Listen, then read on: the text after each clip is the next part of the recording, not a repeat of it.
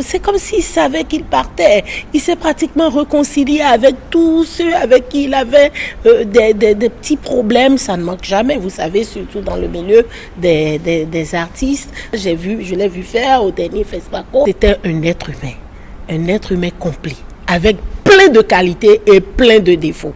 Je ne vous dis pas que c'est Idrissa Ouedraogo que vous avez devant vous, vous ne croirez jamais que c'est lui. C'est un homme simple, ordinaire, bourré de talent, qui ne s'exprimait que par son talent et qui pouvait passer d'une forte colère à un grand fou rire. Nous avions des projets et il avait beaucoup de projets pour le Bénin, inimaginables.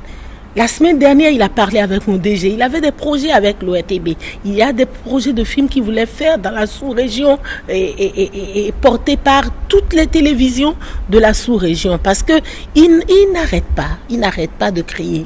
Moi, il me promettait tous les jours qu'il allait venir à Cotonou. Il a des amis parmi les autorités politiques et tout ça ici au Bénin aussi. Donc, comme c'est quelqu'un qui veut parler de l'Afrique dans son cinéma, ce n'est pas quelqu'un qui s'enferme dans son Ouaga natal. Moi en plus j'ai eu l'occasion de suivre ces masterclass, que ce soit au Burkina, que ce soit au Maroc, et j'ai vu quelqu'un qui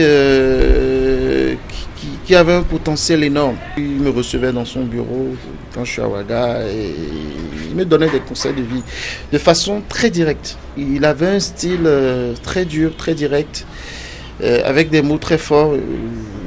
Voilà, il te dit vraiment, il te parle comme un enfant qui n'a pas de parents, qui n'a pas de chance. Il te dit, mais écoute, t'es un Africain. Il avait cette façon d'aller vraiment droit au but et de te réveiller en disant, il faut que tu prennes au sérieux le métier que tu as emboîté. Il estimait qu'il faut être très discipliné si on veut réussir dans ce métier. Il était très simple et très accessible. C'était un artiste qui avait une démarche très organique. Il allait en contact des gens. Il blaguait beaucoup.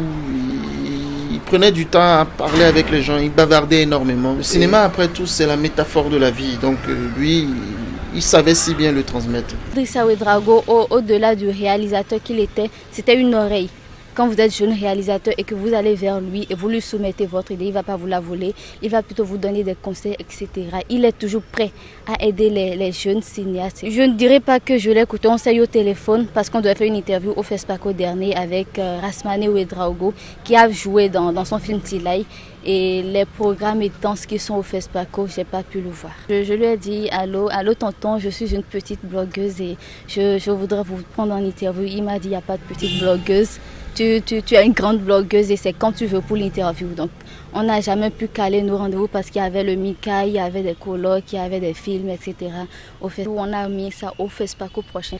Et voilà, le FESPACO n'est pas arrivé et lui, il est parti trop tôt.